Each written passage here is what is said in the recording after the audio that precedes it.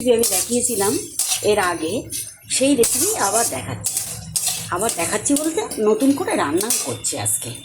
সেই জন্য লোকটা সামলাতে পারলাম না যে এই ভিডিওটা আমার দর্শক বন্ধুদের একটু দেখাবো। সেই জন্য আমি কিন্তু এটাকে আবার নতুন করে পাঠাচ্ছি।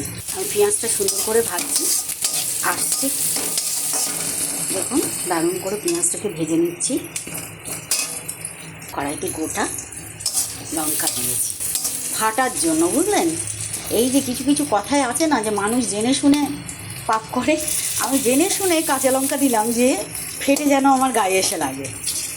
তা না হলে কি বলুন, একটু উপরের দিকে দিয়ে রাখি, আমি ফাটাতেও আর পারছি না।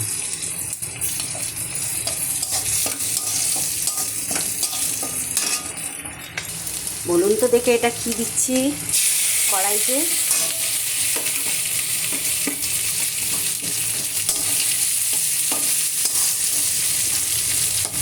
একটু দেখবেন।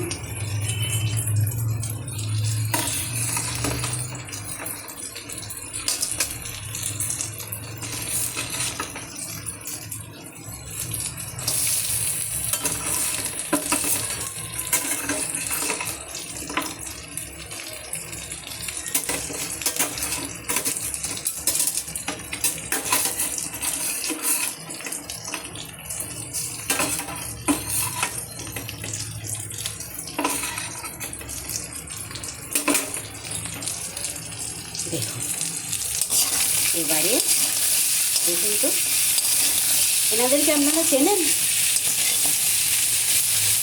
এনাদের কি নাম বলুন তো একটু, যে এনাদের কি নাম?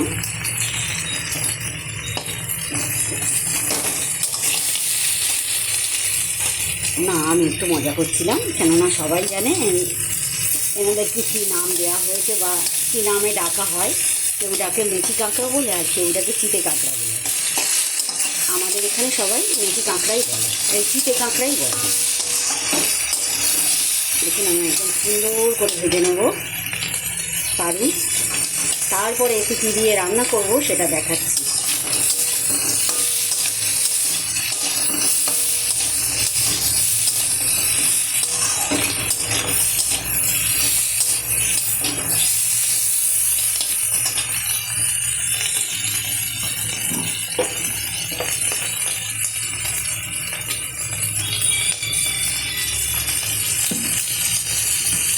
আমি অল্প করে একটু তেল দিয়ে দিলাম, মনে হচ্ছে যেন কাঁকড়াটা ঠিক ভাজা হবে না, তাই সুন্দর করে আর একটু তেল দিয়ে দিলাম।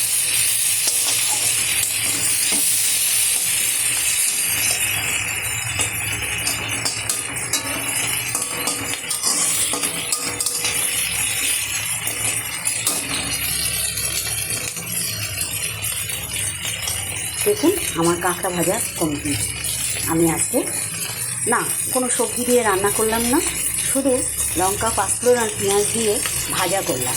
কেমন হয়েছে সেটা দেখে বলবেন। সুন্দর হয়েছে তো? শুভ সকাল, সবাই ভালো থাকবেন আর ভালো রাখবেন। নতুন এটা এই 3 মাস পরে এই রেসিপিটা পেলাম বলে আবার আপনাদের দেখালাম। এরকম করে সুন্দর করে তেল করে কাঁকড়া ভাজা করে খেয়ে দেখবেন, অন্য কোনো তরকারি লাগবে না, এ দিয়েই খাওয়া হয়ে যাবে।